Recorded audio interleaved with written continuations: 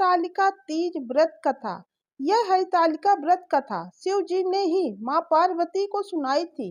शिव भगवान ने इस कथा में माँ पार्वती को उनका पिछला जन्म याद दिलाया था। पढ़े विस्तार से। हे गौरा, पिछले जन्म में तुमने मुझे पाने के लिए बहुत छोटी उम्र में कठोर तप और घोर तपस्या की थी। तुमने ना तो कुछ खाया और ना ही पिया, बस हवा और सूखे पत्ते चबाए।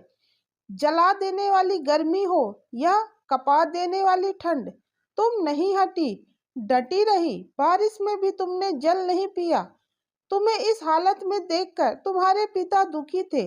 उनको दुखी देखकर नारद मुनि आए और कहा कि मैं भगवान विष्णु के भेजने पर यहाँ आया हूँ। वह आपकी कन्या से विवाह करना चाहते हैं। इस बारे में मैं आपकी राय जानना चाहता हूँ।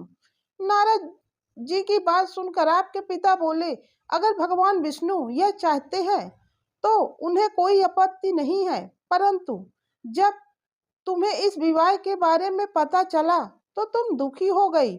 तुम्हारी एक सहेली ने तुम्हारे दुख का कारण पूछा तो तुमने कहा कि मैंने सच्चे मन से भगवान शिव का वरण किया है, किंतु मेरे पिता ने मेरा विवाह विष्णु जी के साथ तय कर दिया है। मैं विचित्र धर्म संकट में हूँ। अब मेरे पास प्राण त्यागने के अलावा और कोई उपाय नहीं है बचा है। तुम्हारी सखी बहुत ही समझदार थी। उसने कहा, प्राण छोड़ने का यह कारण ही क्या है? संकट के समय धैर्य से काम लेना चाहिए। भारतीय नारी के जीवन की सार्थकता इसी में है, जिसे मन से पति के रूप में एक बार वरण कर लिया, जीवन पर्यंत उसी से निर्वाह करें।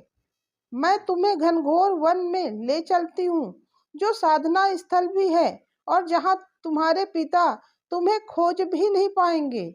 मुझे पूर्ण विश्वास है कि ईश्वर अवश्य तुम्हारी सहायता करेंगे।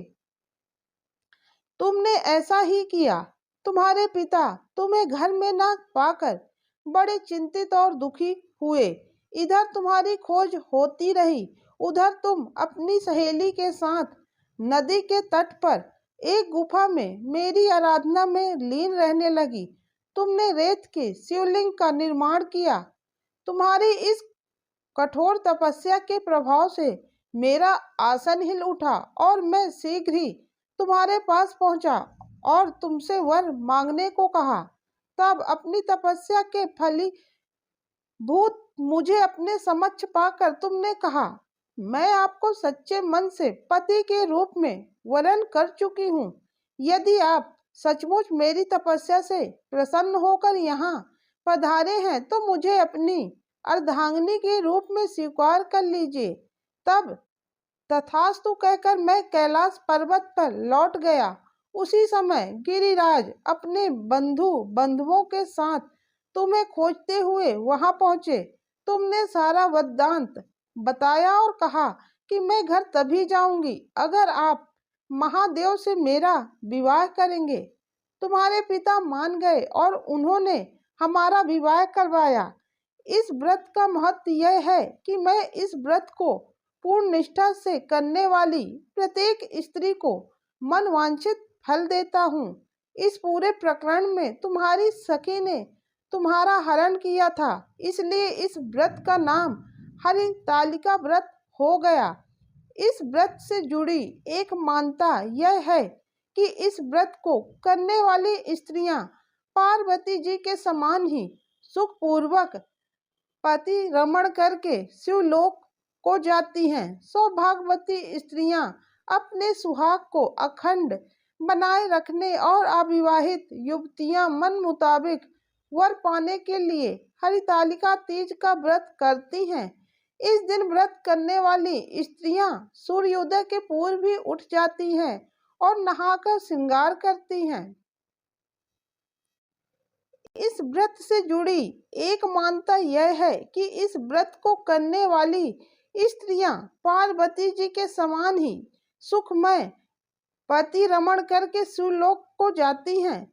सौभाग्यवती स्त्रियां अपने सुहाग को अखंड बनाए रखने और अविवाहित युवतियां मन मुताबिक वर पाने के लिए हरितालिका तीज का व्रत करती हैं। इस दिन व्रत करने वाली स्त्रियां सूर्योदय से पूर्व ही उठ जाती हैं और नहाकर पूरा श्रृंगार करती हैं। पूजन के लिए केले के पत्तों से मंडप बनाकर गौरी शंकर की प्रतिमा स्थापित की जाती है। इसके साथ ही पार्वती जी को सुहाग का सारा सामान चढ़ाया जाता है। रात में भजन कीर्तन करते हुए जागरण कर 3 बार आरती की जाती है और शिव पार्वती विवाह की कथा सुनी जाती है। इस व्रत के व्रती को शयन का निषेध है, इसके लिए उसे रात में भजन कीर्तन के साथ रात्रि जागरण करना पड़ता है। प्रातःकाल स्नान करने के पश्चात श्रद्धा एवं भक्ति पूर्वक किसी सुपात्र सुहागिन महिला को श्रृंगार सामग्री, वस्त्र, खाद्य सामग्री, फल, मिष्ठान एवं यथाशक्ति आभूषण का दान करना चाहिए।